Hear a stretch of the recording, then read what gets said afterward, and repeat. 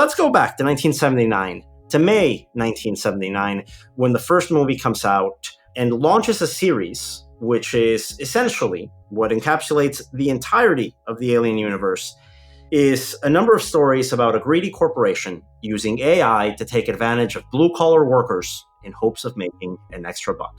And by the way, there's a killer monster in it.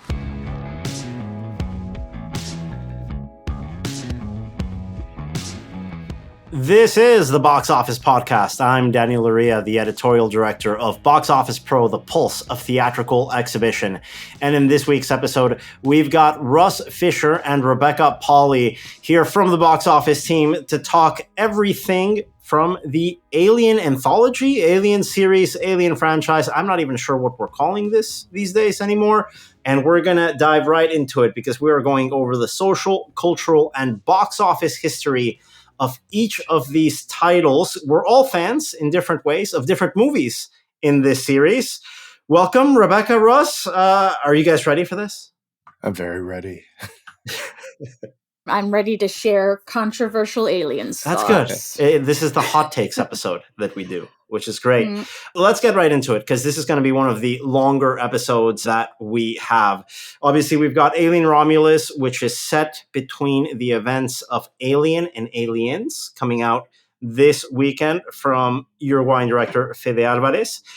That movie is currently tracking to open between $45 and $55 million here domestically, really along the lines of what we saw last weekend with It Ends With Us, but 1 week deeper into the run of Deadpool and Wolverine, a $1 billion title globally. We do expect Alien Romulus to finally unseat Deadpool for the number one spot at the box office. That's 20th Century Studios doing its thing in 2024 for Disney. And Russ, you are a product of the 80s movie-going era. You were a teenager during that time. A lot of your formative experiences in movie-going come out during that era. And this is a franchise, of course. The first Alien comes out in May of 1979. But I think a lot of its legacy I associate with the 1980s, maybe because Alien had entered the nascent era of the VHS stage during that time, and Aliens is just such a massive hit. Of course, there's only one Alien movie during that entire decade, which is Aliens, but that's really all you need. That was so kind of a huge culture defining, right? So what's your connection to the Alien franchise and Alien series? I mean, it's lifelong, really. I did not see Alien when it came out because I was 7. I was 6, actually. I hadn't turned 7 yet, but I wanted to see Aliens so badly. I had seen Star Wars already. I was a huge Star Wars fan. And there was like I lived in Northern California, and there was like out of San Francisco, there was kind of like one of those weird late 70s TV shows that would like had a host, and it would show like Ultraman episodes and, you know, a lot of imported Japanese kind of sci-fi and genre stuff. But this host, when Alien was coming out, was very big on Alien. Consequently, I really wanted to see it.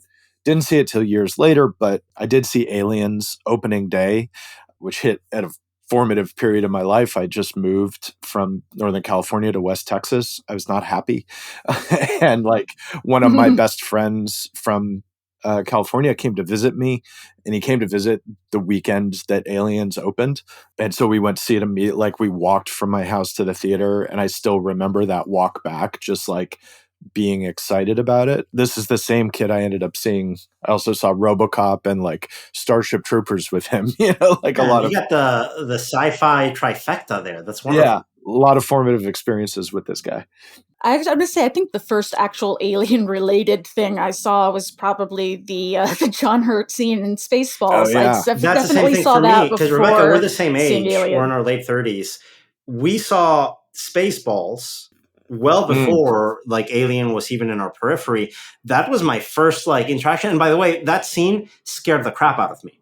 I don't know how you felt about it. It scared me. I didn't know what was going on, but then, you know, I love a good song and dance number. I don't know if you guys ever went to one of the Disney parks. It was called MGM Studios at the time in Orlando.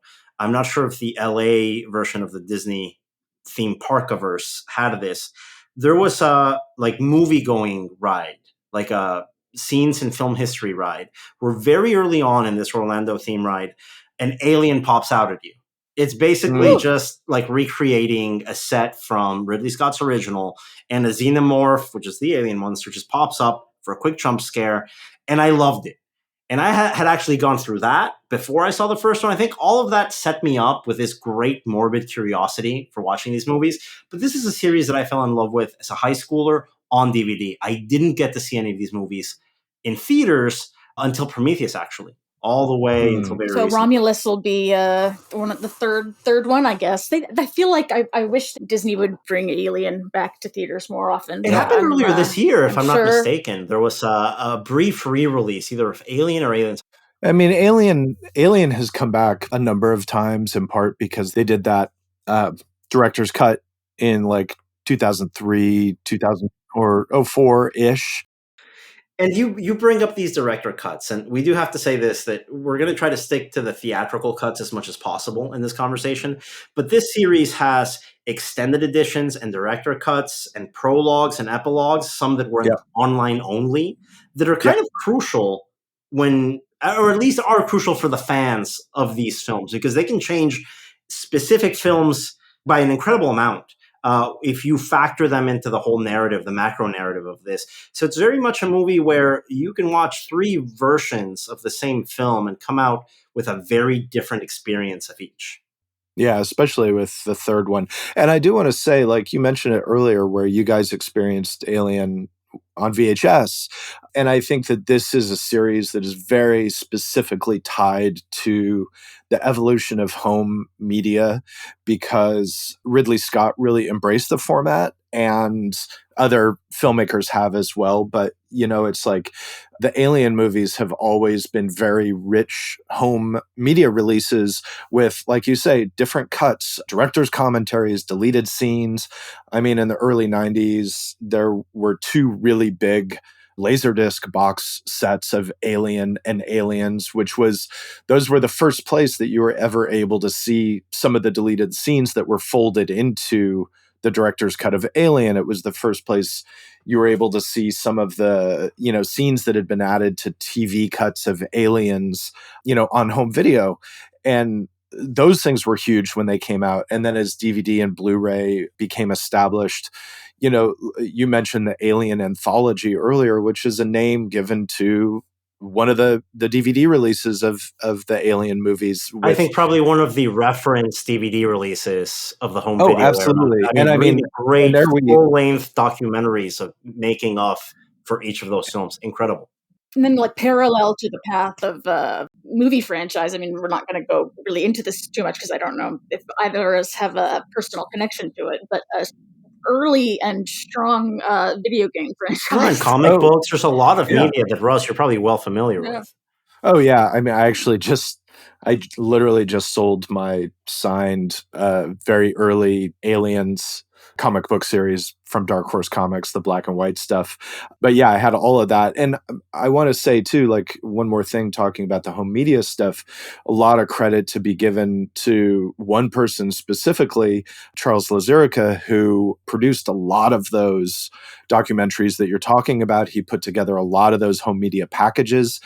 He was instrumental in the creation of the the assembly cut of Alien 3, because David Fincher did not want to do a director's cut. And so Charlie kind of, you know, fundamentally worked to assemble an alternate version of the movie. He did this with Blade Runner too. Like, he made the big Blade Runner documentary, but I think his efforts have been instrumental in keeping this franchise alive and thriving in the minds of people as they digested all of this extra content. But let's go back to 1979. To May 1979, when the first movie comes out and launches a series, which is essentially what encapsulates the entirety of the Alien universe, is a number of stories about a greedy corporation using AI to take advantage of blue-collar workers in hopes of making an extra buck.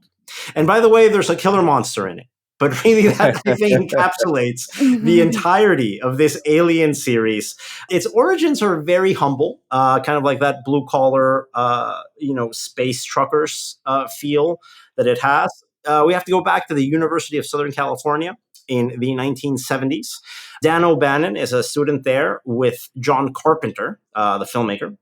They end up working together shortly after graduation on a movie called Dark Star, which is a sci-fi comedy. Carpenter directs, O'Bannon co-writes, edits, and does the production design for Dark Star. It's a movie that doesn't really hit very big in the box office. This is a 1974 release, pre-Star Wars, but it gets some people in the industry talking. Next thing you know, this Dan O'Bannon guy ends up getting flown to Paris to talk with Alejandro Jodorowsky, who's in the middle of his doomed Dune adaptation, where he ends up meeting an artist named H.R. Geiger, who is making these insane designs for this ill-fated Dune film that never gets made. And that collaboration is percolating in the back of his mind.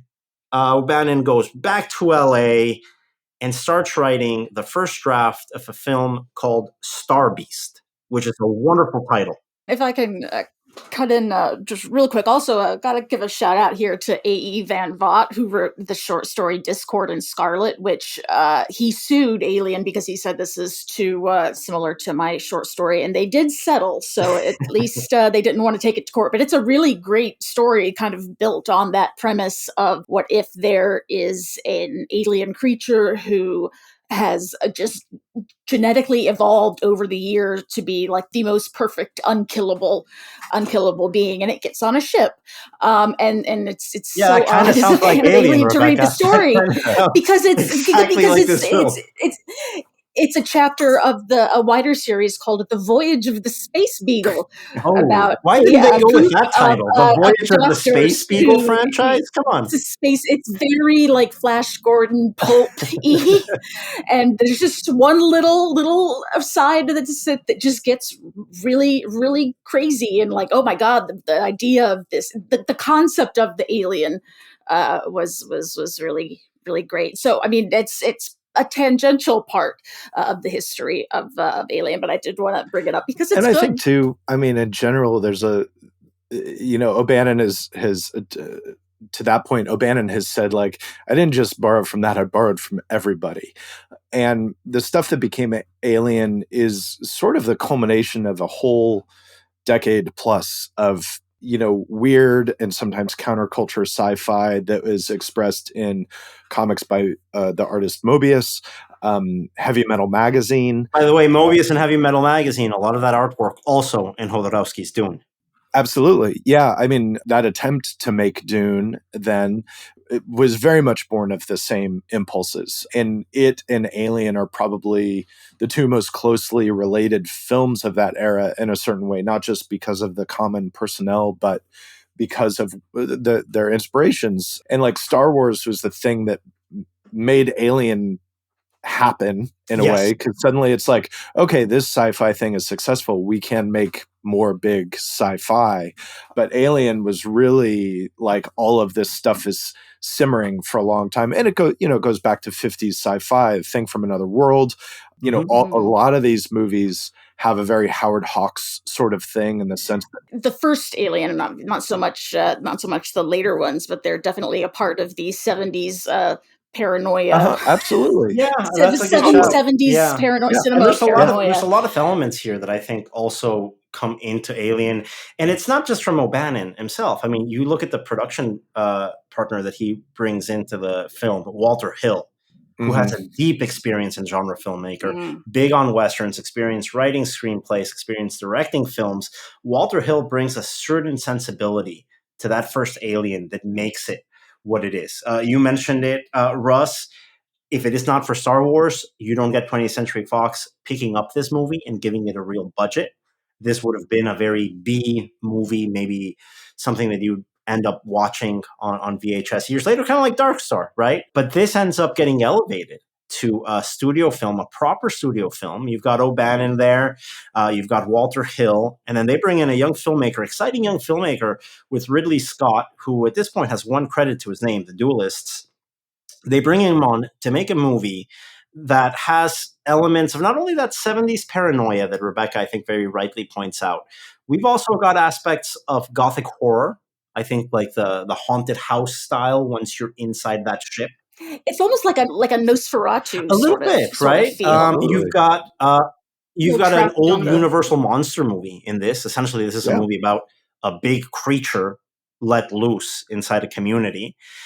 You've got slasher elements to it, like 70s, 80s slasher elements to it. Let's not forget, right around the time that this comes out, Halloween. rightly before that, Halloween, John Carpenter, former collaborator of Dan O'Bannon and classmate, makes a movie about an unstoppable killing machine going after a strong female character that ends up taking matters into her own hands. Very, very similar to what we end up getting in Alien. The difference is there's a robot in Alien, no robot in Halloween. And like I always say, if there's a robot or a ghost in it, might not be good, but always worth watching.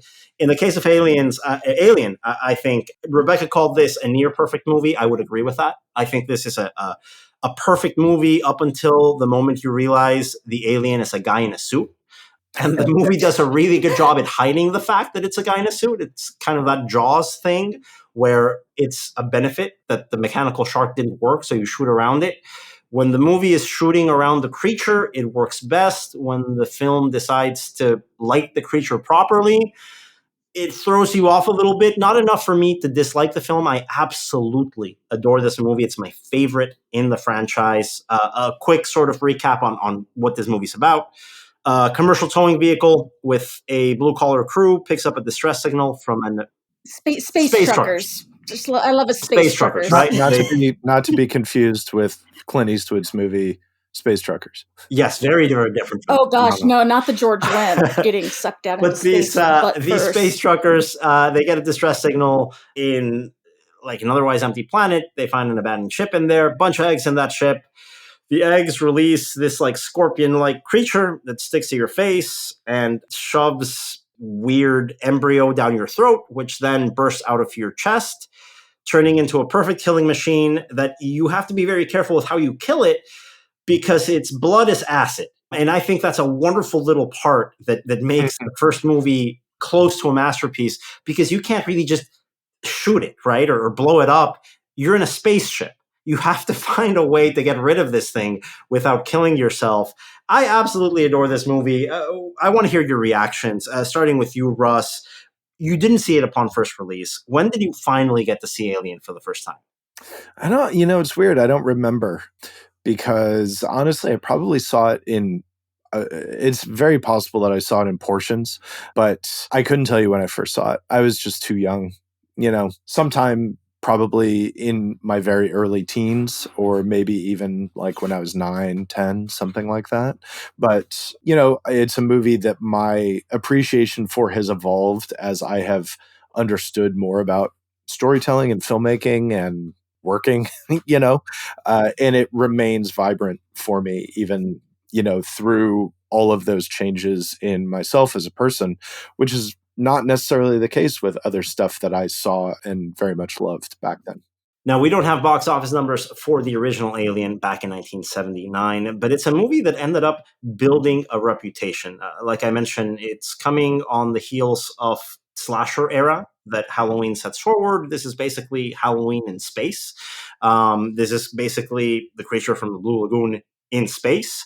This is the House on Haunted Hill in space. Again, with a robot in it. And I think it gets all of these elements, nails them, makes it a perfectly interesting film. To this day, I think it stands the test of time. And really, it's a sort of movie that you can't really imagine there'd be a sequel to in the 1970s. I mean, you'd have weird sequels in the 70s. We've spoken about this. The Exorcist 2 is a really bonker sequel. Jaws 2 is an interesting continuation. Rocky 2 does its own thing. There's a French Connection sequel. I don't know what the 70s sequel version of Alien would have been like, of course, coming out in 79. It wasn't really apparent or obvious that there would be a sequel to this film at all until in 1984, another young filmmaker, promising filmmaker by the name of James Cameron, releases a movie about a young woman fighting back against an unstoppable killing machine born out of perfect AI in a film called The Terminator. The Terminator comes out, ends up being a massive hit. Terminator, a movie that's a lot like Alien in its own way, just set on Earth. And in this case, the robot is the one doing the killing rather than the monster. And I think it would be fair if you'd have the Terminator doing its thing and Alien doing its thing. Ridley Scott goes on to have a career. James Cameron ends up having his own career. But he makes a decision, Cameron does, after the release of Terminator, saying, hey, you know what? I'm interested to see what I can do with this world from Alien. Goes into I don't know if this actually happened, but Russ, you know the story, right? Of supposedly James Cameron going into the 20th Century Fox lot and writing down the word alien on a whiteboard. And all the executives going like, whoa, what does this mean? What are you pitching to us? And then putting an S with a money sign at the end of it, and the room like exploding in like applause.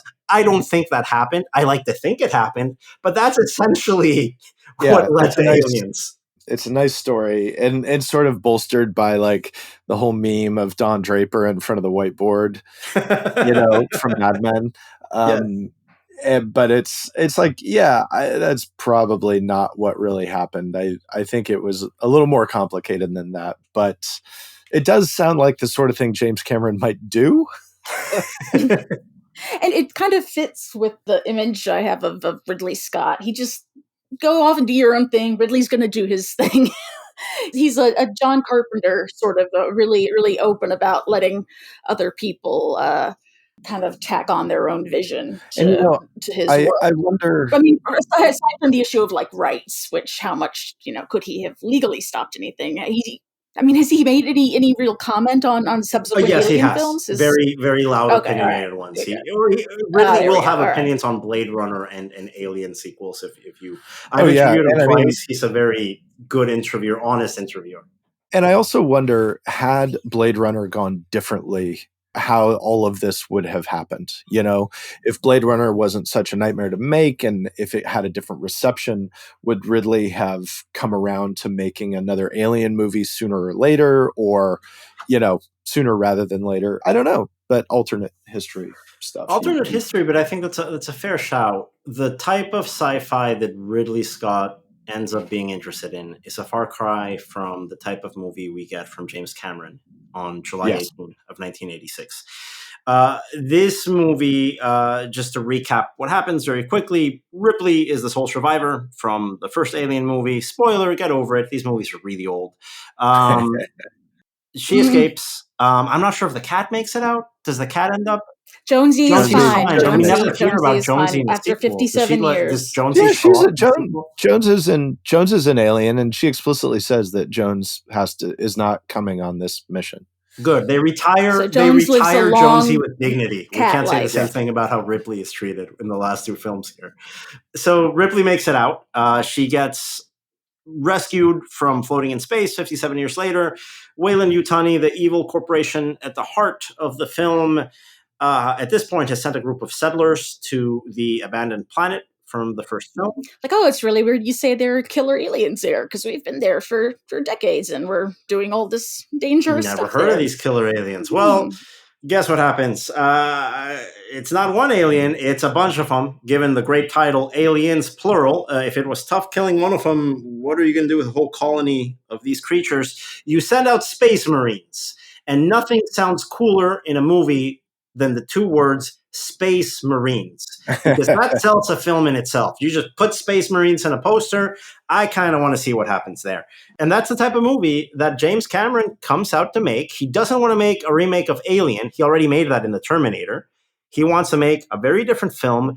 Russ and I went over this in the James Cameron box office history episode. There seemed to be maybe some ideas that were percolating in Cameron's head when he was one of the screenwriters in First Blood Part 2, in terms of a foolish and foolhardy set of U.S. Marines going into fighting a hidden enemy and being very much humbled by the results of what happens from their efforts. You have the leader who is kind of green and doesn't have the respect of his subordinates. Yeah. Definitely feels World War II movie. It's very much an ambush movie more in Vietnam, there. And then there's something here that I think ends up getting developed a little bit more by Cameron years later in T2 Judgment Day. He puts a kid at the heart of it. Adding a character like Newt, which is an orphan child in this planet, being at the heart of this movie that ends up being a series, at least the original trilogy, ends up being a series where motherhood also takes a big thematic role throughout these films. having this orphan child adds stakes to the movie that I didn't really see coming, and it actually works really well. Usually putting a kid in a movie like this doesn't work for me, but it works Yeah. really well here. The kid Newt does not work for It didn't me at work all, for and you. that's why I that's didn't why I think it don't would like work for me in aliens. the same way that if you told me putting a kid in Terminator 2 would make it a better Yeah. movie, I wouldn't believe you. But I think it works in both. It's like we have one kick-ass female character who doesn't have any romance or motherhood issues. We had one, and then they go And and they go all in on it in the sequel. make a big arc, and you can tell me, oh no, she originally had a daughter in a deleted scene from the first. Like, no, I don't care. But it's James Cameron. He likes his motherhood queen sort of fetishistic, almost in a way. So. Russ, how do you feel about putting a kid in Aliens? It's no problem at all. I think Carrie Henn is very good. I think Newt really works as a character. I think it pushes. I agree. It's like the whole idea of like, we're sort of retroactively saying that Ripley has a kid. I think what you see in Aliens is the awakening of ideas in her that, we haven't been privy to, and her maybe being like, oh, this is, there's a value. There's more time over the scope of that movie to develop, some the more of a characterization for her. You're not in the first Alien. She's mainly concentrating on not dying. Right. And also, like, I have no problem with retroactively changing a character over the course of a number of sequels. It's like, yeah, they didn't plan to make 8 of these movies. They didn't plan to make 4 of them with happened in Star Wars. Sigourney Weaver. Star Wars, you added the whole sibling thing. Talking about sibling thing, Halloween and Halloween 2. You added that whole, it's his sister to the Laurie Strode-Michael connection in the Halloween sequel, and the series just kind of runs with it from there. This does happen. It's Die Hard. It's Die Hard, right? I mean, the John McClane sort of transition over the period of the series from this is a normal person, who's just a normal folk with a normal job, to this person is a savior of exactly. And she's a mom on top of it. So I do think that Newt works here, but I understand Rebecca's point, because I think that that's fair to say. You did have this very self-sufficient female character that doesn't need a romantic partner, that doesn't need to have any sort of opinion whatsoever about motherhood. And then that gets introduced as a major theme in the sequel, ends up being another big theme in the third and fourth films here of the series. Which I don't think it's bad. It's just not for me. And other parts of the movie, I mean, I love Bill. Anytime Bill Paxton shows up in something, great role. Happy. There are parts of it that I really like. Henriksen, very, very good as Bishop. Now, this movie takes the 1986 summer box office by storm, opening to $10 million. That doesn't sound much today, but just look at the multiple here, ends up running out to $85 million domestically, makes 8 times plus the amount that it made over its opening weekend in mid-July. This being the number 4 film of a summer that only had Top Gun, Karate Kid 2, and I know you were thinking of this movie, the Rodney Dangerfield comedy Back to School were the only films of that summer that outgrossed Aliens. Russ, take us back to that opening night in West Texas when you go see this movie, man, because I can only imagine how nuts it must have been in that house. I didn't go at night. We went on an afternoon. I think we went like that Friday afternoon that it opened. Probably went to the first show. I know it was, late afternoon, evening when we were walking back to my house. I don't remember anything about the crowd. I just remember what the movie did to me. And I had no particular expectations. My family had just been in the process of moving. I didn't go into this movie really knowing much about it at all. I hadn't been reading Starlog or, whatever sci-fi or movie magazines. So I just kind of went in knowing it's an Alien sequel. That's it.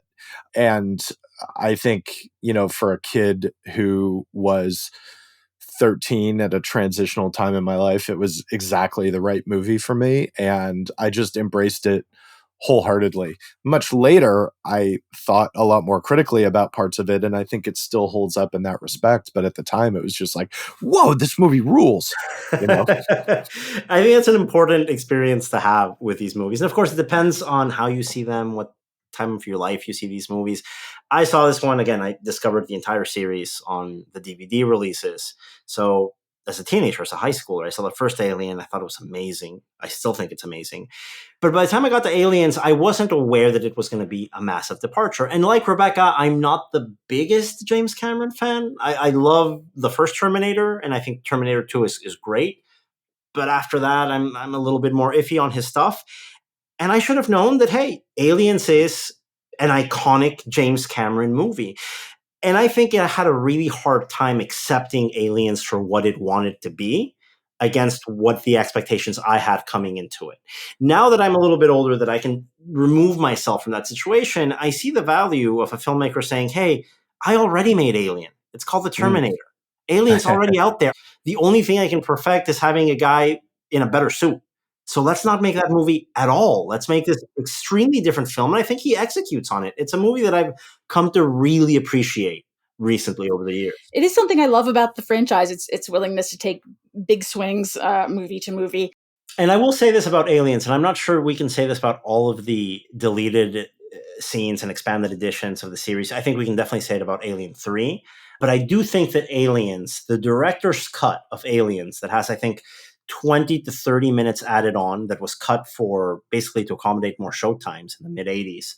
I think that expanded edition is the better edition. They would do that back then instead of 2.5 hours. I disagree fundamentally. I think the theatrical release is the way to go. Better? I like the supplemental stuff. As a fan of the movie, it's fun to see a bunch of that material, but most of it, to me, doesn't enhance the story enough to outweigh the burden of additional runtime.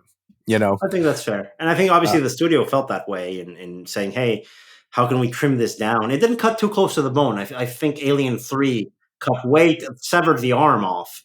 I think the cuts in Aliens make sense. The movie is fantastic with the cuts.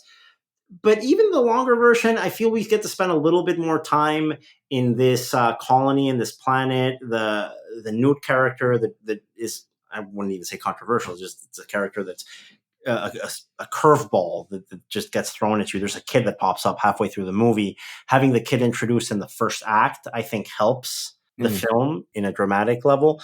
But no matter what cut of Aliens you watch, you're going to watch a movie that is, by, I think, any estimation, a perfectly executed James Cameron movie. Now, if you don't like James Cameron movies, guess what? You're probably not going to like this. If you do, this is a movie for you.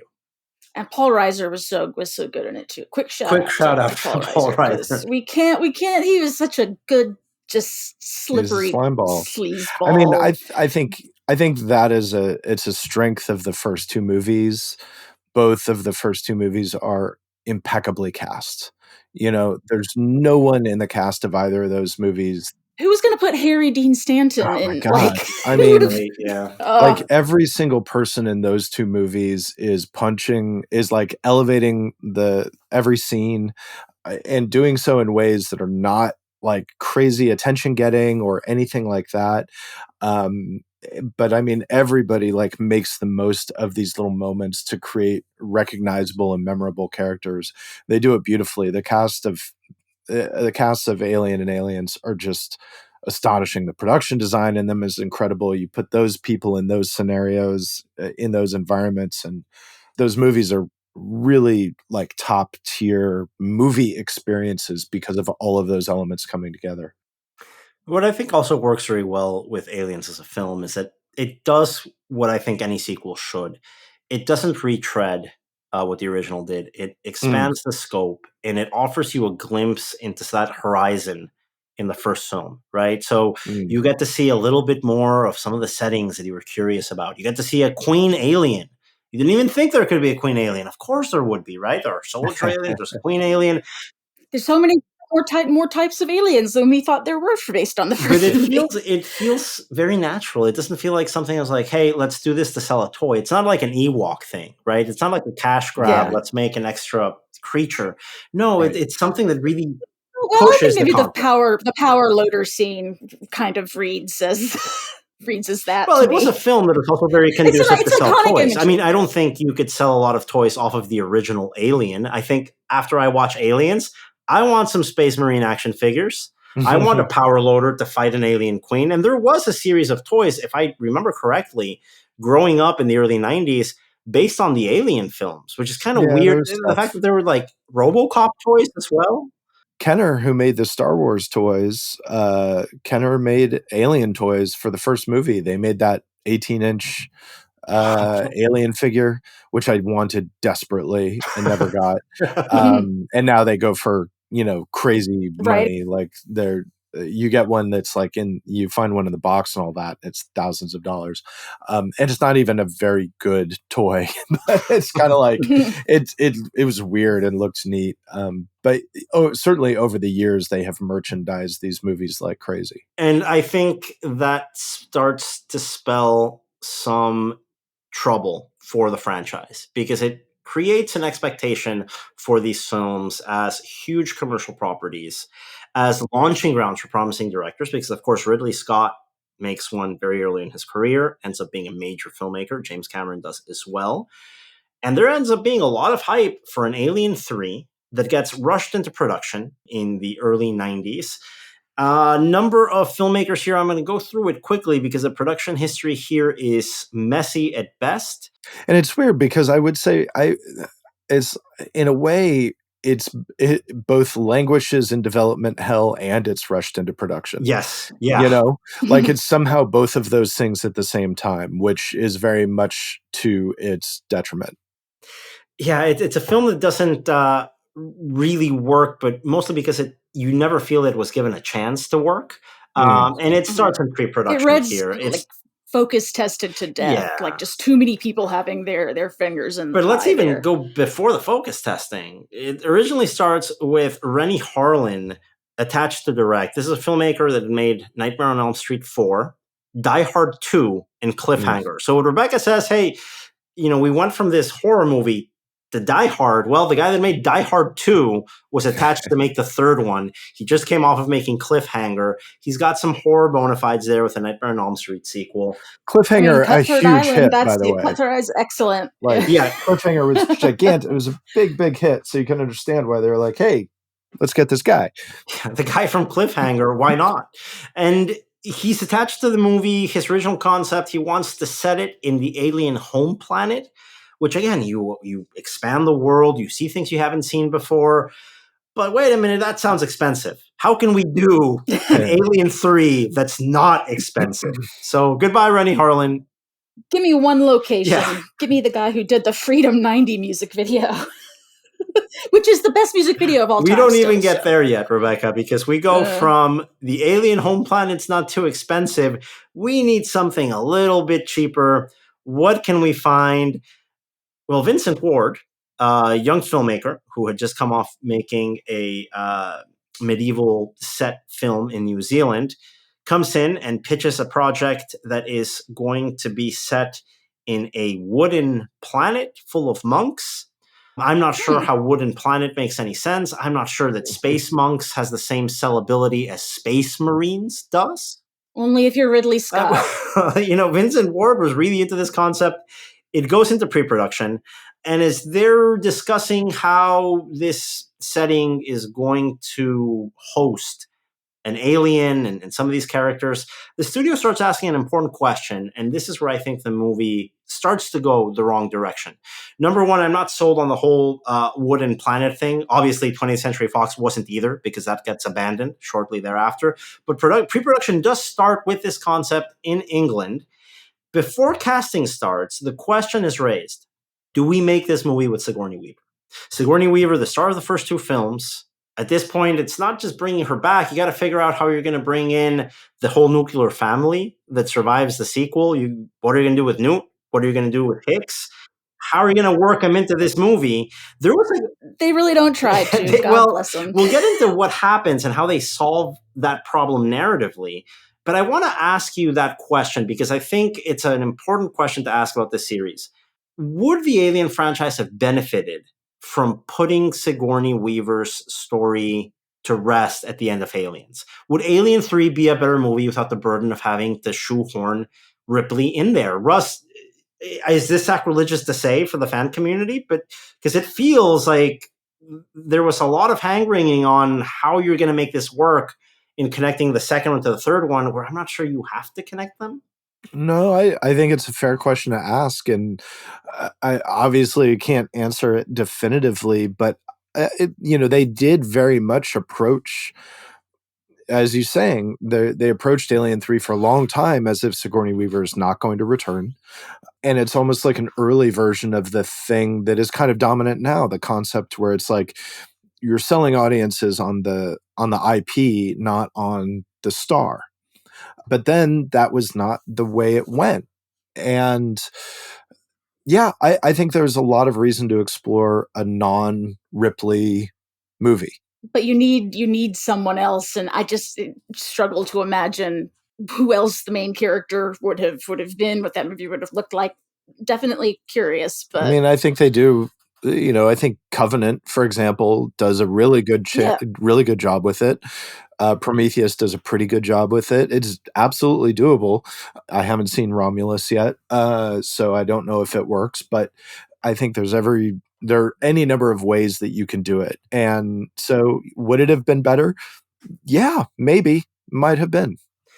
Because the script is halfway finished. There's so many rewrites, so many hands in the pie here. Finally, I think as Rebecca mentioned a second ago, they bring in a very promising filmmaker, a young filmmaker that has an extensive history making music videos, David Fincher.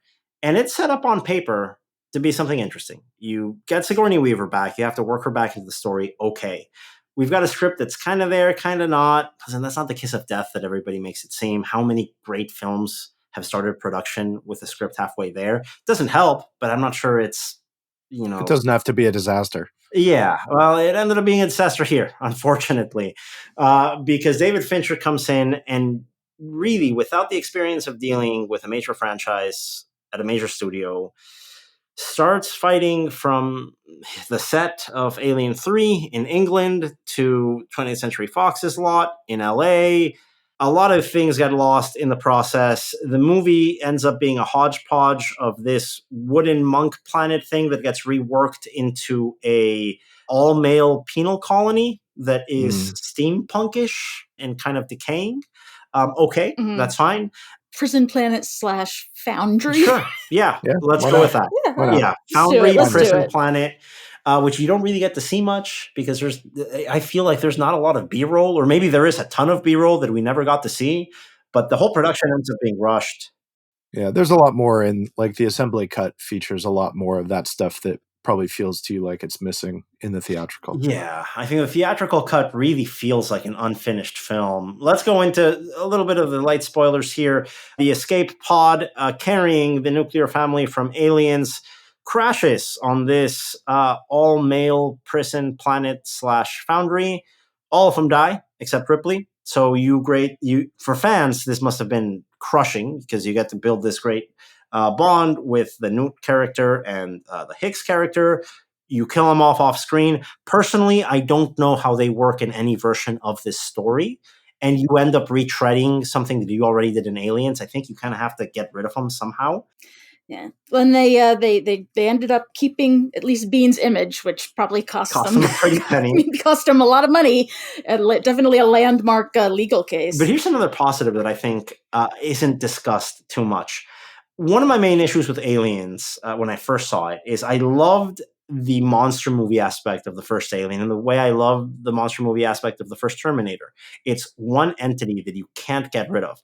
When you have a bunch of them, there are things that are just that don't really have the same weight than they did in the original. So the acid blood thing, which I find fascinating, that's kind of selectively enforced after the first Alien. The acid blood's there when it serves a narrative purpose, but when it doesn't, when the Space Marines need to shoot something, then it's then you don't really stick to that.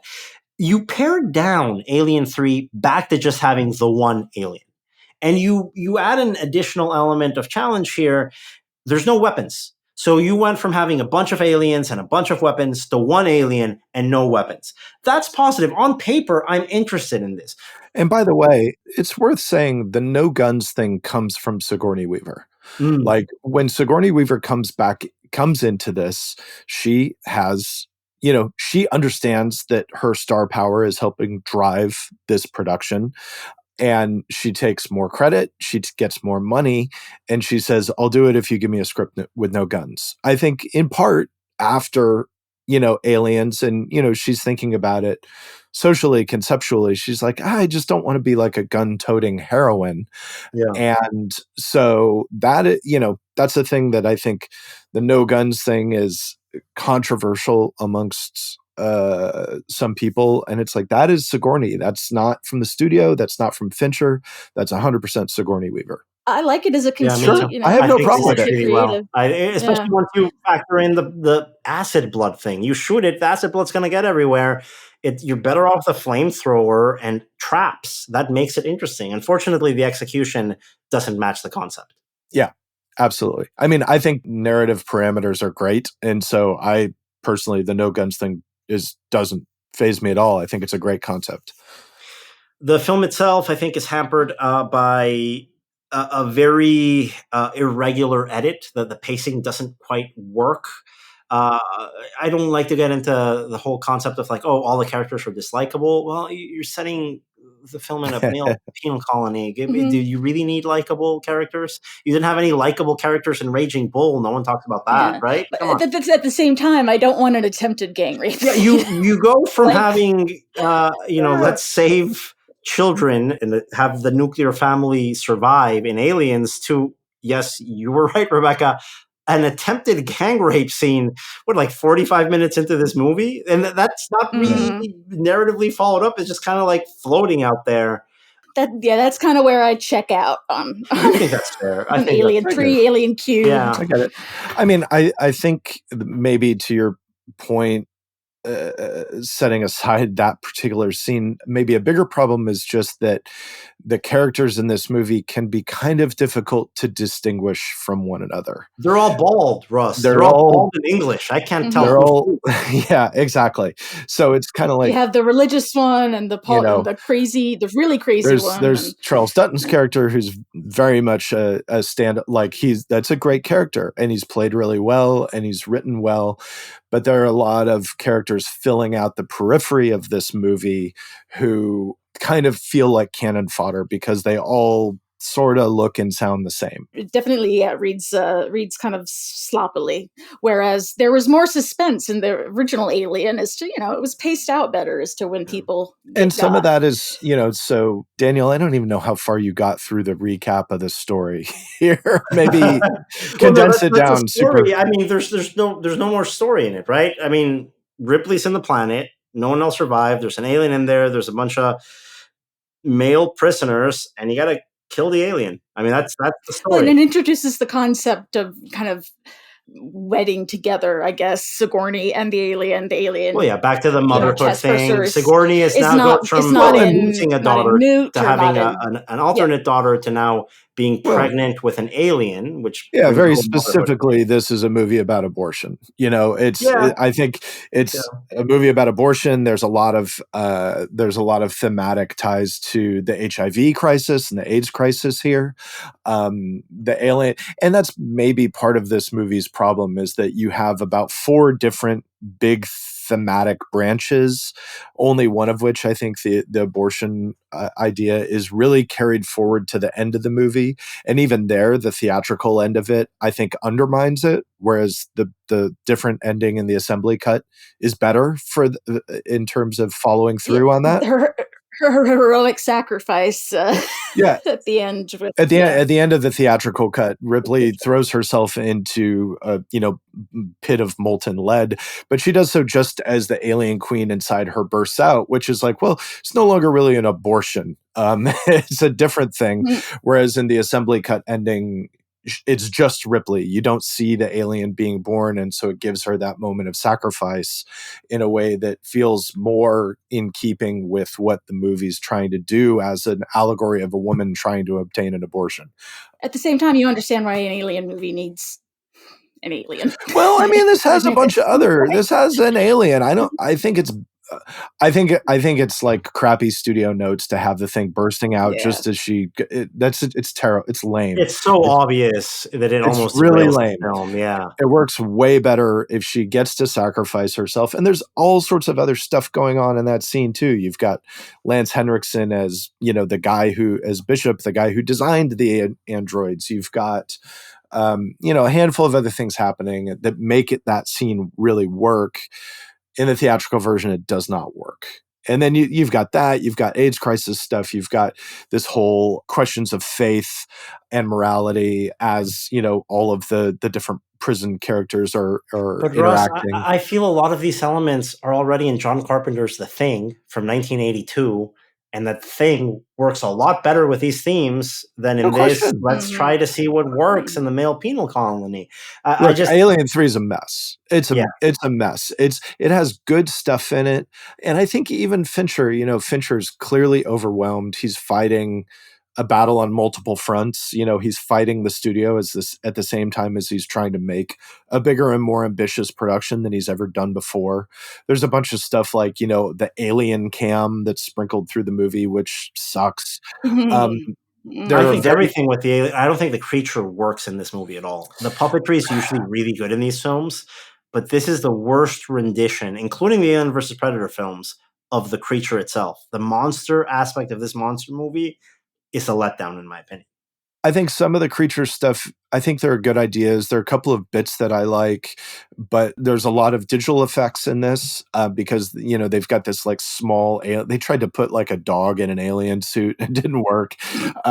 So they did a whole, they did a lot of rod puppetry, some of which I do think is good. They did a bunch of digital work where the compositing looks very 1992. Like you watch it now and it just does not feel like it's all happening on the same plane, and then you've got guy in suit stuff, and the guy in suit stuff really feels like it's just replicating stuff that was done by Ridley Scott in Alien. Like some of those shot by shot, like shot by shot, it feels like a flat out copy of some of the Ridley Scott stuff. So that doesn't work because you're like, oh, I've seen this, and now it's 15 years later, or, however long, 13 years later. Don't remind the audience of a better Exactly. movie. Yeah. So there are a bunch of problems there. There are some compositions here, to Fincher's credit, that I still think about today. Probably the most iconic shot of the entire franchise. Sigourney Weaver crouching to the corner of the frame as this massive alien is breathing on her. Mm-hmm. That actual image is what I think all of us think about when we think about the Alien series. And it's probably in a movie that's very controversial, I think, with audiences and the fan community alike. There is so much potential here. I wonder if there was a version of this movie that Fincher could have made, or if he was ever doomed to just doing the best he could with what he had. I think it's the latter. I think this is very much an example of a studio that does not, I think from the top down, there's no central concept of what this movie is supposed to be. I don't think there's any acceptance of what it's going to be. I think there's a fantasy that's like, we're going to replicate the success of Aliens. When as soon as you sign off on this script, it's like, no, I mean, just, and to his detriment, Fincher leans pretty hard on the like brown, gray, bleak, dire aesthetic. This is a sepia movie, none of those like drippy blacks from the first one, or that hueish blue from the Cameron one. He kept that element of the wood planet concept where everything's very beige. Yeah, and it's just like it does. So that part is really difficult, I think. But then you also had things like Jordan Cronenweth started off shooting this movie and ended up having to leave very early in the production because he was sick. He couldn't finish it. So you've got a switch there. It's just like this movie's behind the 8 ball. It's behind like 6 different 8 balls, I feel like that was improved kind of for Resurrection. There's a concept. There's a concept that's good, but it's a concept that is just subtext made text. Yeah, we'll go into that shortly. But we do have to talk about the box office performance of this film. A $23 million domestic debut, very promising. But that's still in second place to the second weekend of Lethal Weapon 3. The movie never is able to find its own audience in the box office in a late May release, ends up dropping 64% in its second weekend. And by the way, guys, this is something that we have to track as we track the box office performance of Alien Romulus as well. Massive 60% plus drops in the second weekend of most of the post-Aliens sequels in this franchise. It's a very fan favorite opening weekend sort of film that really starts declining after the first frame. Starts happening here. It's a Furiosa sort of situation. Very, very much like that. So a $23 million opening weekend ends up finishing at $55 million domestically. So just a little bit above twice its opening weekend. I think reflective of a disappointment in terms of audiences. This isn't the movie that you thought you were going to get with Aliens. And if you thought you were going to get Alien when you went to see Aliens, you might have been very pleasantly surprised with this cross-quadrant action sci-fi movie with a nuclear family at the heart of it. This one has a bunch of rapists running away from a monster. That's basically it. Like it's not going to do too well. The asteroid set from Empire Strikes Back. And that's the thing, like I talked about coming out of Aliens and my reaction then just being like, this movie rules. And there hasn't really been a movie in the series that a 16-year-old is going to say that about, And I love I really do like Prometheus and Covenant. There's things in 3 and in Resurrection that I like, even though I'm not going to be arguing for them as standouts by any means. And I'm hoping that Romulus gives you some of that, like, this movie rules kind of thing, because this series deserves it, and it's what it needs. Even the first Alien as a horror movie, that first chest burster, that scene rules. It's awesome. It's so scary. Even if you know what's coming, which everyone at this point. It still works to this day. I resaw it recently for this podcast. And you don't get any of those moments in Alien 3. You get portraits that are great to look at. You get production stills that you refer back to.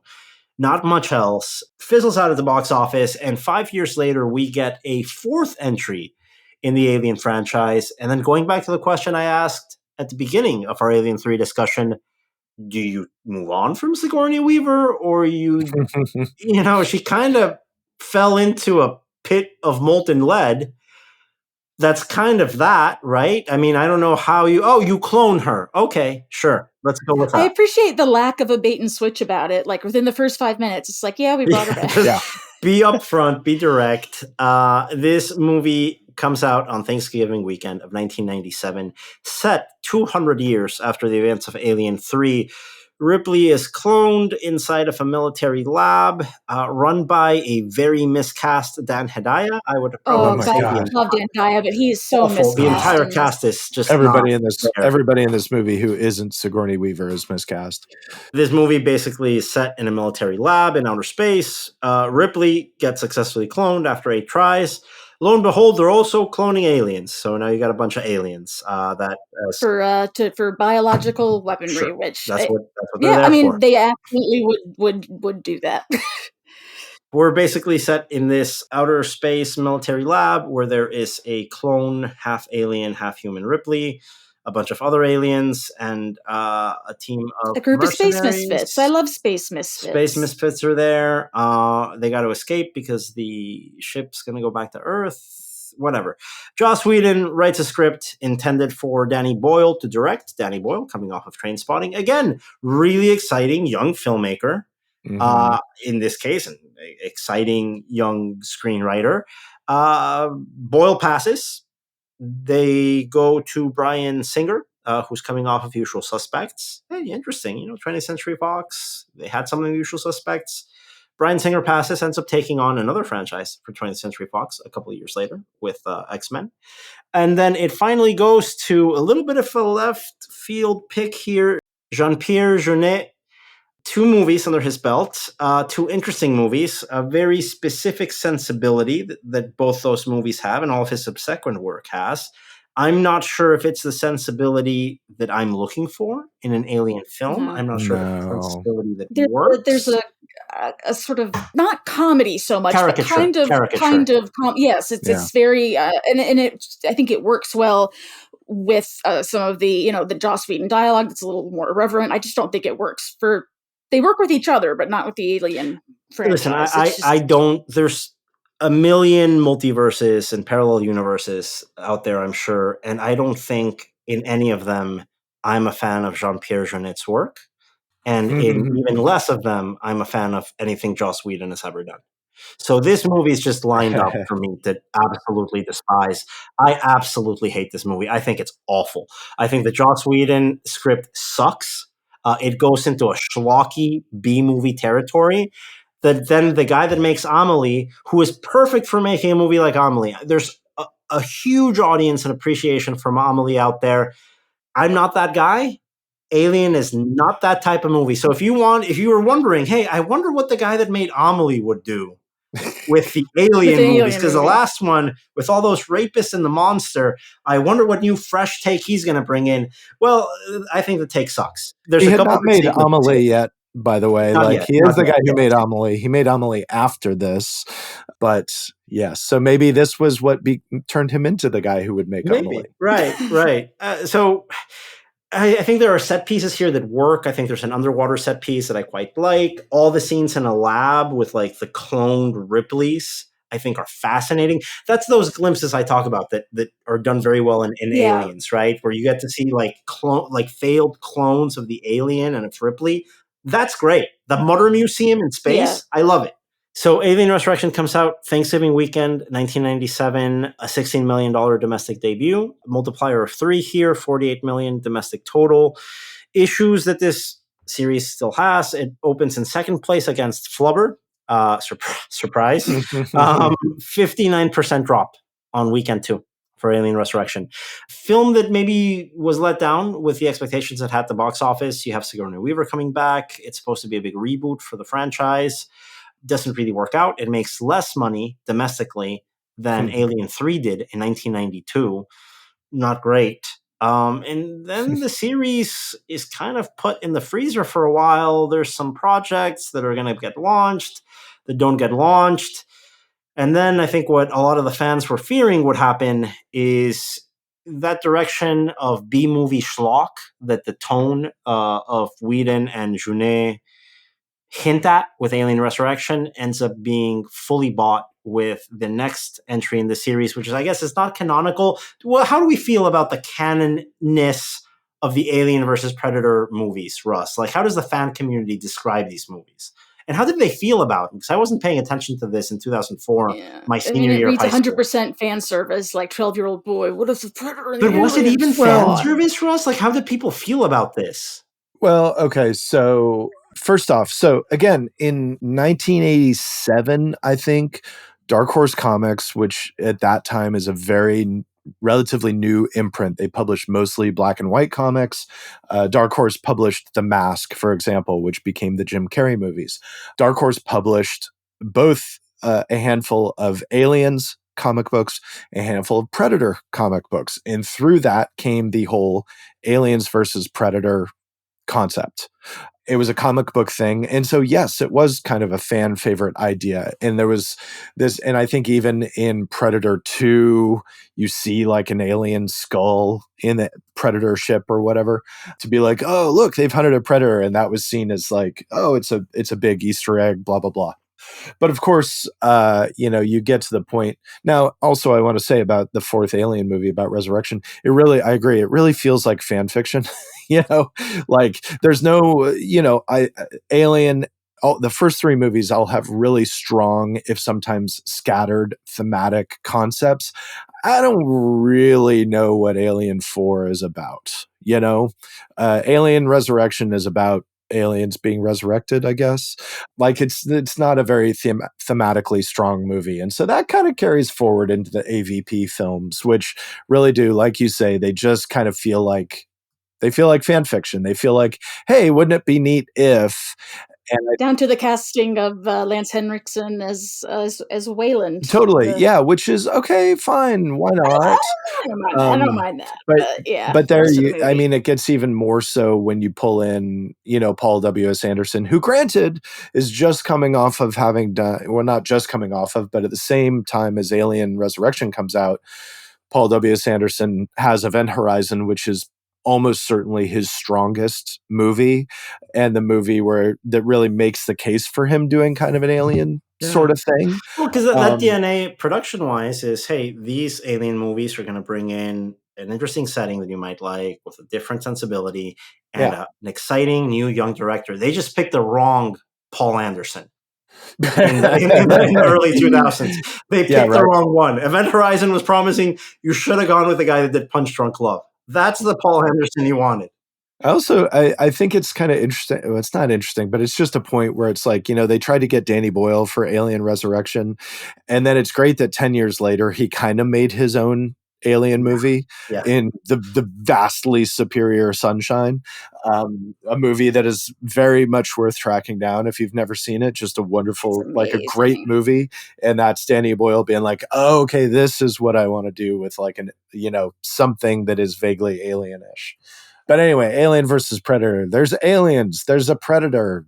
It's set in the modern day, just on Earth, which I don't love. Yeah. I mean, I don't know, man. What do you want? Because it's like with the end of it, like the predator ends up being the good guy, or there's one predator who is okay. Well, what would you do, Rebecca? If you're in a tomb with a bunch of aliens and a great hunter, I'm going to team up with a hunter guy, not with a acid blood monster. Yeah. You do the hunter guy. That's the guy, you're going to side with. That movie's a mess. Listen, if you're not what's the hunter you're never getting out of it? You just, you either respond to the poster, which has a picture, which is a terrible poster, by the way. It's a Photoshop picture, Photoshop picture of a predator, of an alien, I think on an off-white background. It says Alien versus Predator. The tagline, one of the best of all time. Whoever one of the wins, best taglines ever. Oh, that's so good. Whoever wins, we lose. It's a shame that got wigs on such a bad movie. A phrase I still use often. And you either sign up for it or you don't. But no one's going to go into Alien versus Predator expecting something elevated. You might go into that Alien Resurrection thinking that. Maybe you went into that with Alien 3 and maybe you came out disappointed. If you're disappointed by something called Alien versus Predator, it's on you, dude. It's just not going to be anything other than that. Yeah. And guess what? I was very disappointed by Alien versus Predator because, man, for a movie titled Alien versus Predator, this thing was boring. The entire first hour, mythology about geologists. I don't want to see a movie about geologists. I bought a ticket for Alien versus Predator, man. Show me the monsters. Totally. Give me some of that sweet, sweet acid blood action. But no, you got to tell me about pyramids and rocks. Not interested. Way off. What we get is an astonishingly boring film set in a very poorly lit tomb, I guess a pyramid, somewhere in Scandinavia or in the North Pole. I have no idea. But every sort of opportunity you had to just lean into the teenage boys will pay money for this. What are you doing? They just dropped the ball on it. The movie opens to $38 million, promising debut in first place, beating a Princess Diaries sequel, which is, I guess, a good sign after you got your butt kicked by Flubber last time out. It actually topples Michael Mann's Collateral in its second weekend. Which, okay, all right. So I love Collateral. Much better movie than Alien versus Predator. But you had enough of an audience here show up on opening weekend off the strength of the title alone. 67% drop in its second weekend. Bad habit here that we have continuing through the Prometheus and Alien Covenant movies as well. Tops out at $80 million domestic. So movie makes money. It ends in a cliffhanger of sorts. Again, spoiler, get over it. If I'm spoiling a movie called Alien versus Predator for you, find something else to do with your time.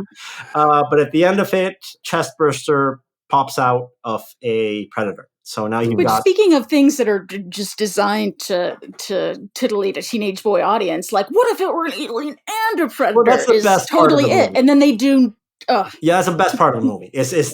When an alien bursts out of a predator. I saw that when I was rewatching these movies for the podcast. I was like, dude, why isn't that the first scene? Right. Exactly. Garbage. It should be, the best shot is the last second of this movie. You want a movie that's 20 minutes of aliens fighting Predator, and then the rest of it is just humans fighting Predator aliens. Well, we got that movie. It came out in 2007. Christmas 2007, the beloved Christmas film, Alien versus Predator Requiem. And when we talk about movies that extend the world and maybe show you things of mythology that you haven't seen, the question that I think everyone watching these alien movies had in the back of their minds is like, yes, but what if an alien landed in rural Colorado? in Crested Butte, which is a lovely little town where my cousin lives, and they nuke it in Alien versus Predator Requiem, which is not what it deserves. And before they nuke it, it should have started with nuking. That's how the movie should start it again.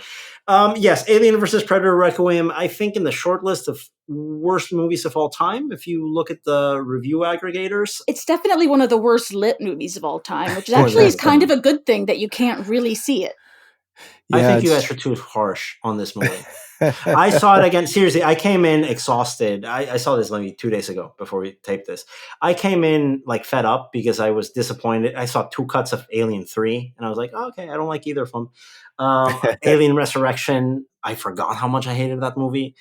Then AVP was just, the first Alien vs. Predator was so incredibly boring. And then when this came up, I was dreading it. Dude, I had a great time.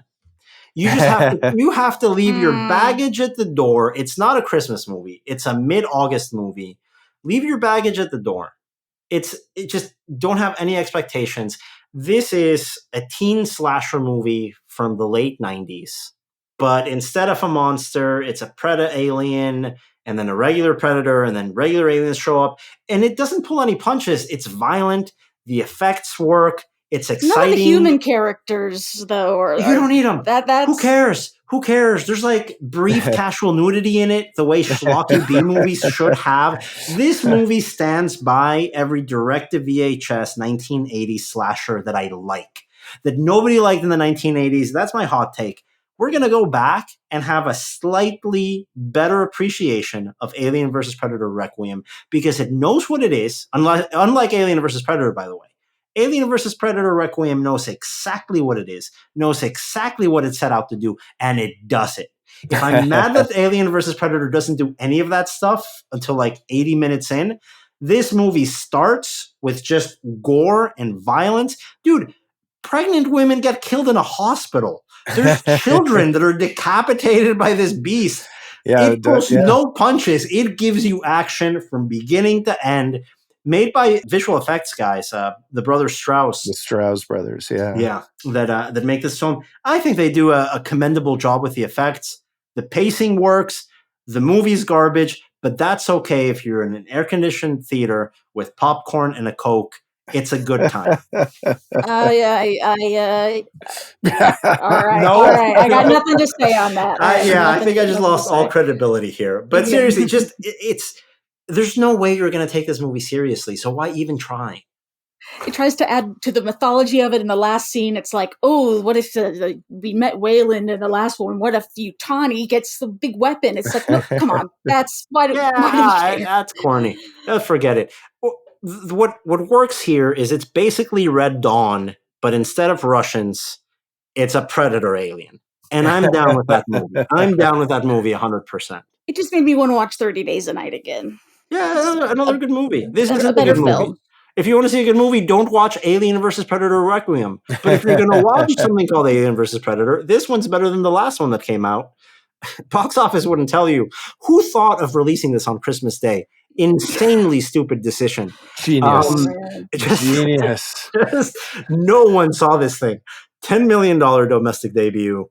Finds no breathing room in the market. Ends up having a little bit of, let's say, bounce back here. Multiple of $41 million domestic total, which tells you that it couldn't find any screens on opening weekend. Eventually, people went back to see it. maybe through like, hey, this movie's so bad it's good, word of mouth. Or this is January. There's nothing to see. I guess I'll give. Yeah. This is a classic February release, and as a February release or a mid-August release, it works incredibly well. Yeah, it doesn't even crack the top 5 on opening weekend on Christmas. Surprise, surprise. This pretty much should have killed the franchise, but maybe it did us all a favor because it puts a firm stop on anything Alien versus Predator related, probably for the foreseeable future. This was a critical disaster. It was a commercial mess. And after you have a critical disaster and a commercial mess, let's go back to the drawing board with the OG. Why not? Prometheus. The only way you're going to restart that franchise is if Ridley Scott comes back in to save it. Whoa, what a great idea. And here's the wonderful part about it. It's not even, he makes a movie that is just tangentially related to the entire Alien series. There's a xenomorph in the last second of the movie. It's not even titled Alien. It is just so... It's just Ridley Scott's interest in like Fortean theories of alien involvement in the evolution of human. Sure. It's him getting like, you know, his religious messianic thoughts kind of out into which his HBO series Raised by Wolves, like I consider that an honorary part of the Alien franchise. almost more so than the AVP movies. Yeah. Mm-hmm. Yeah, it's a little bit off a left field, the story that Ridley Scott comes into with Prometheus.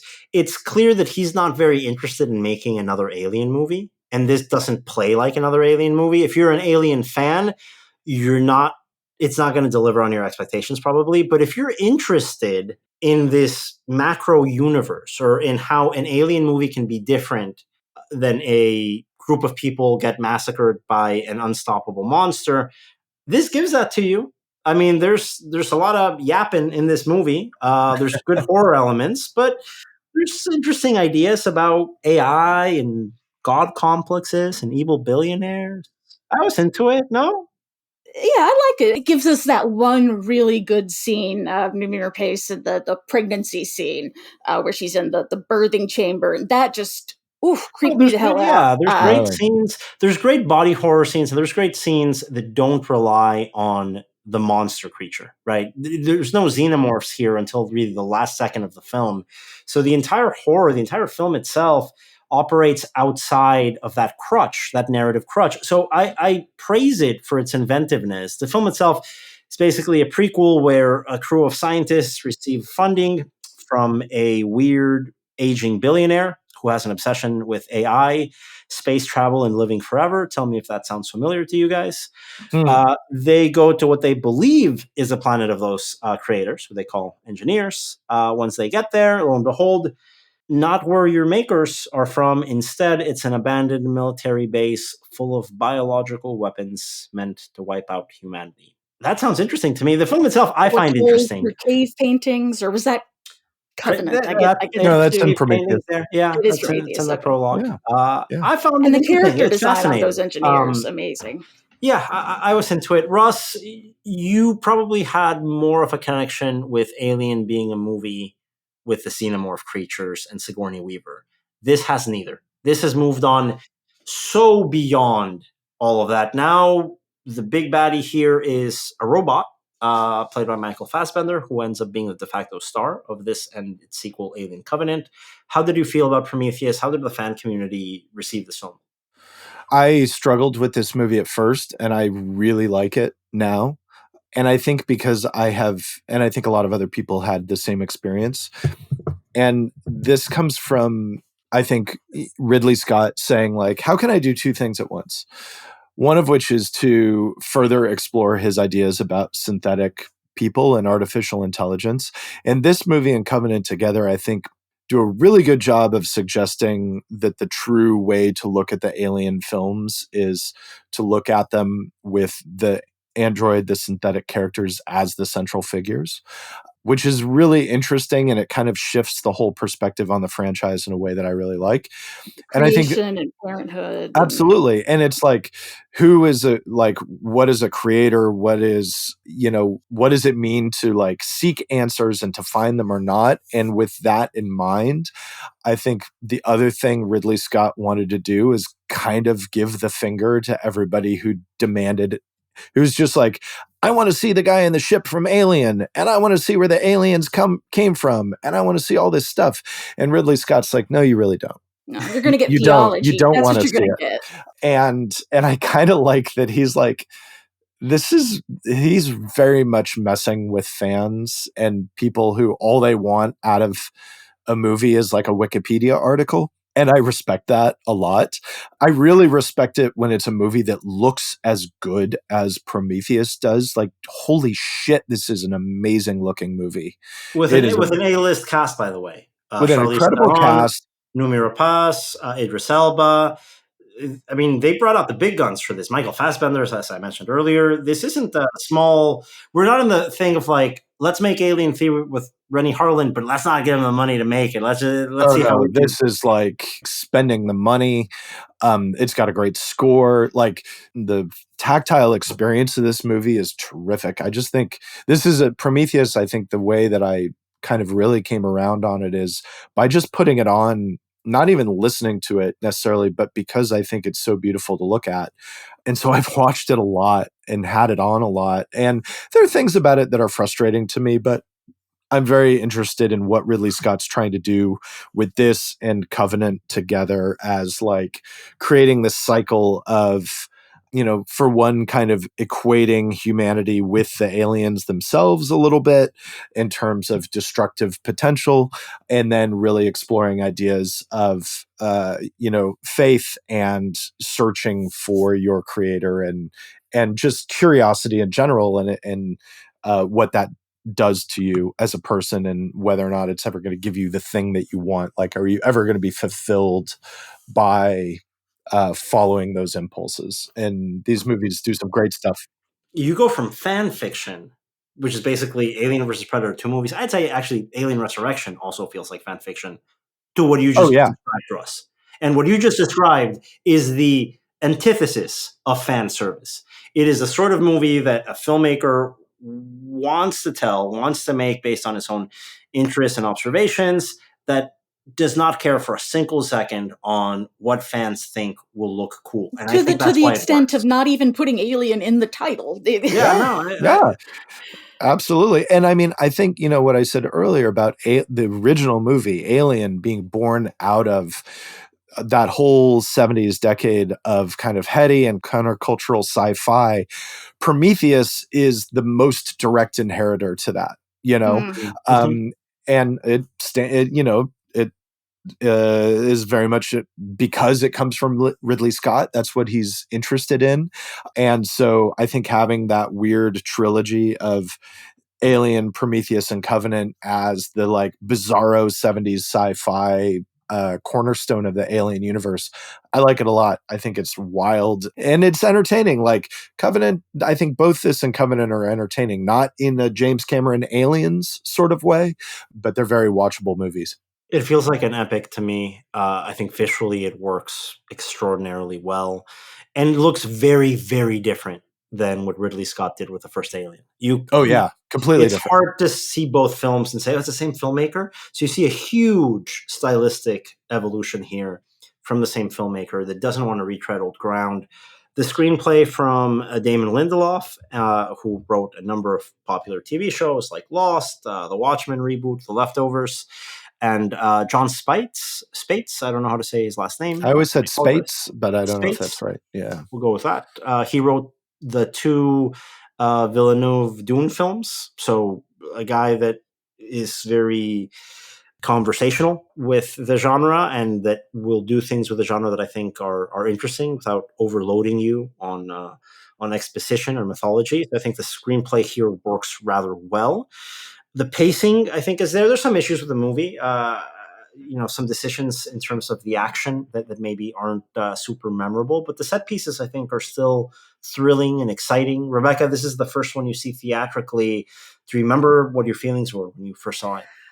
I mean, I remember one of the common complaints at the time is why does everyone in this movie act like an idiot?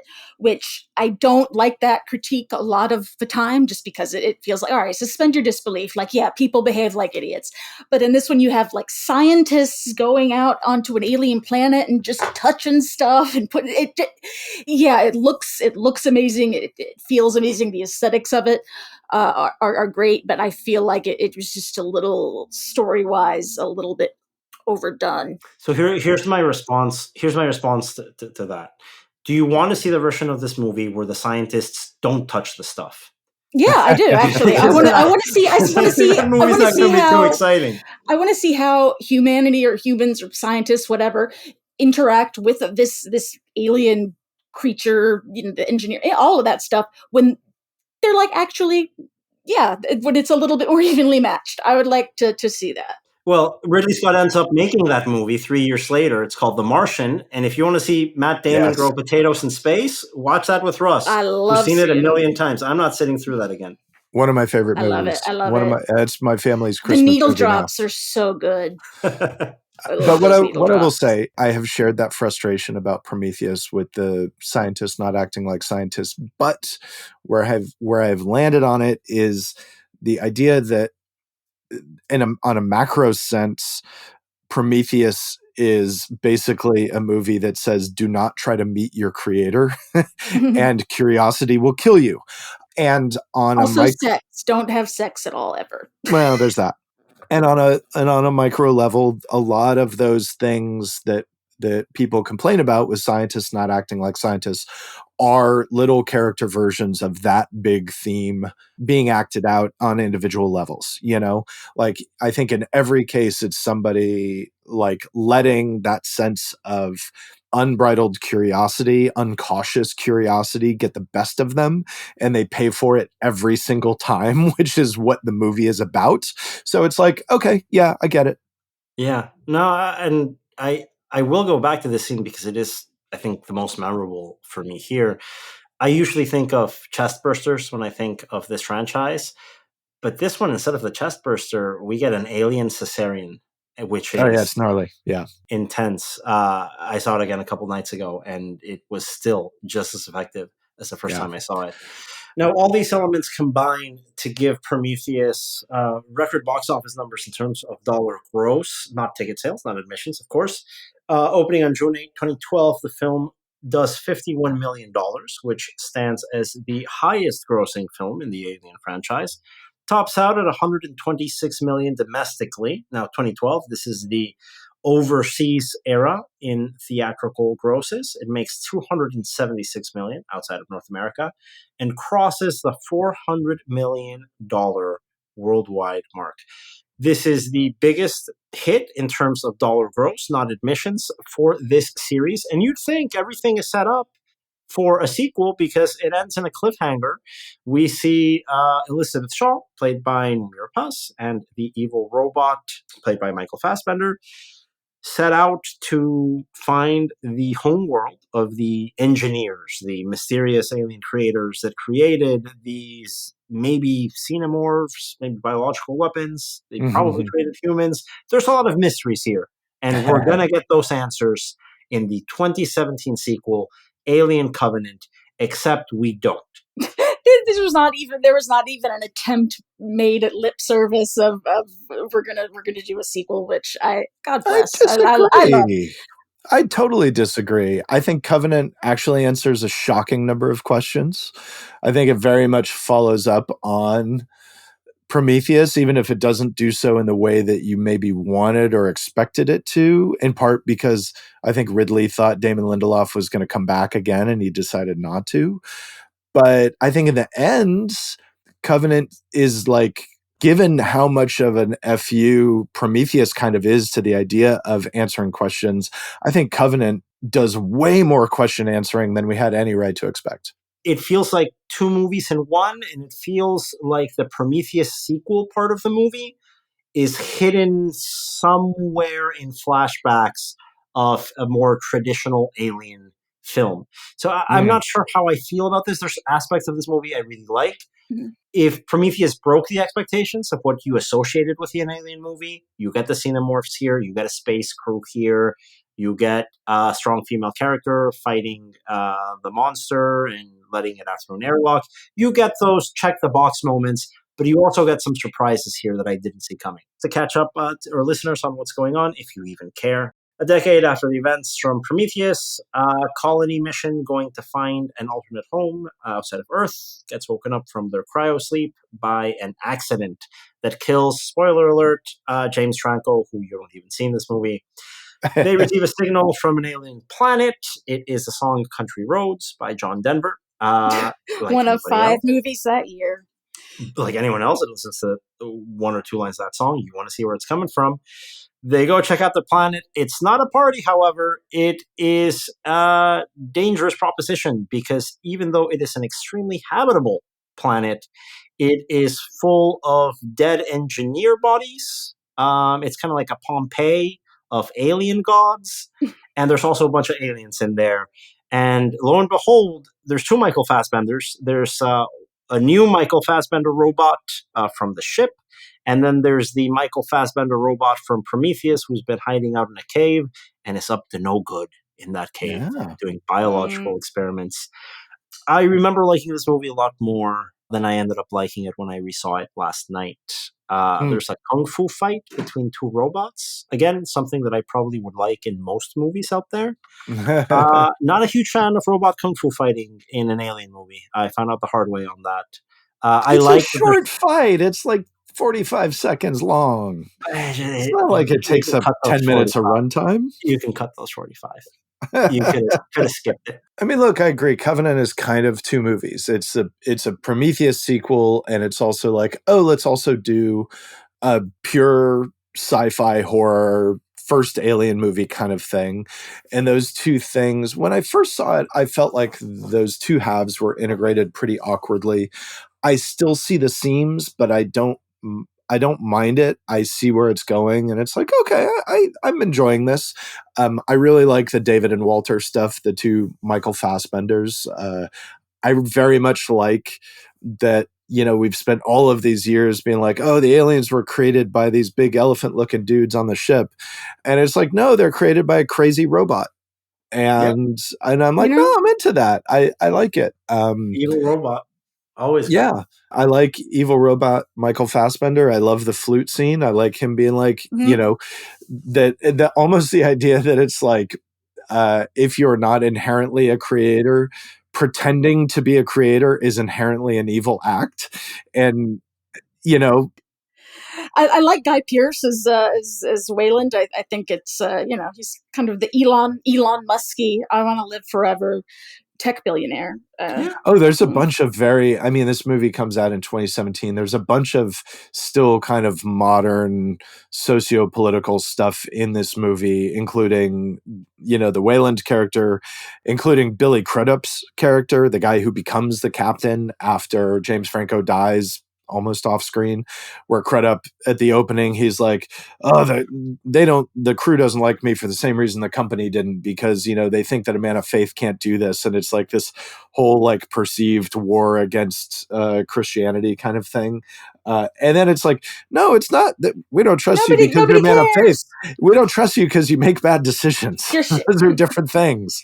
And it's interesting that this movie goes there, because Prometheus is a film that really reasserts the characters, specifically Christianity, despite all of this scientific advancement going on around you. So I want to be very clear. It's not something that attacks Christianity in any sense. No, not at all. I think it attacks a specific person or type of person that'll take advantage of this perceived injustice against them by just saying, oh, it's must be because I'm this. Oh, no, it's because you're bad at your job, dude. Yes. Yeah. It's like, oh, no, it's because you're kind of waffly, and when you do make decisions, you don't make them for the right reasons, blah, blah, blah. That's why everybody's a little about you. Well, he got a face hugger to the face. Indeed, he does. That is where they Indeed, go. he does. Yeah. But yeah, I mean, I don't know. I like Covenant. It's not like the best movie in the series by a long shot, but it's one of the better ones, and it's satisfying in a lot of different ways. So I'm very much in the pro Covenant column. Yeah, it's a little more mixed this time around. His history There's will parts that I vindicate really us. like. It's far from being the worst. But I expected a little bit more out of Prometheus sequel. And maybe that's where it let me down. I think the Alien movie is great. The Prometheus sequel, maybe I wanted something a little different from it. Rebecca, on your end, what did you like? What did you not like from this? I liked it all around. I think the casting was good. I think it's there's a levity to it, and I think Judge Wink Wink at taking the franchise too seriously, which I enjoyed, and I'm looking forward to Romulus. I got my tickets, IMAX opening weekend. I'm ready. Oh man, I'm going to be there opening weekend too. AMC in Lincoln Square.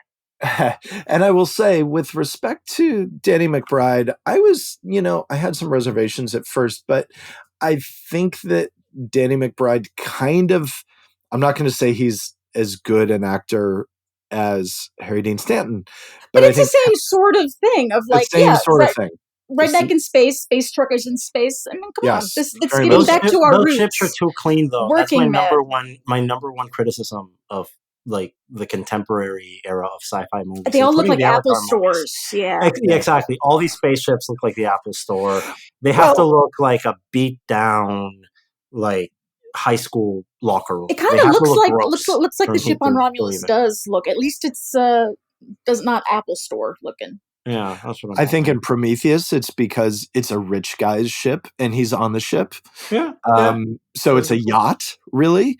And in Covenant, I kind of get the sense it's like, oh, it's a colony ship. It's not like a long haul trucking ship like the Nostromo is in Alien.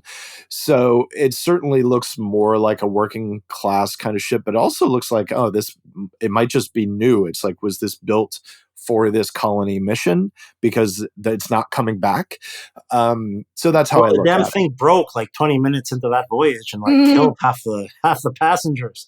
Not great tech, Mr. Wayland, but it only kills one person when it breaks at the beginning, and they lose a couple of embryos. But it only kills one. It only kills James Franco, which, to be honest, like we've all wanted to do. In terms of space construction design, thank you. Can you really claim they're worse than Boeing? Exactly. Yeah, that's a good question. A good question. Who knows? So yes, there are very many things in that movie that are relevant today.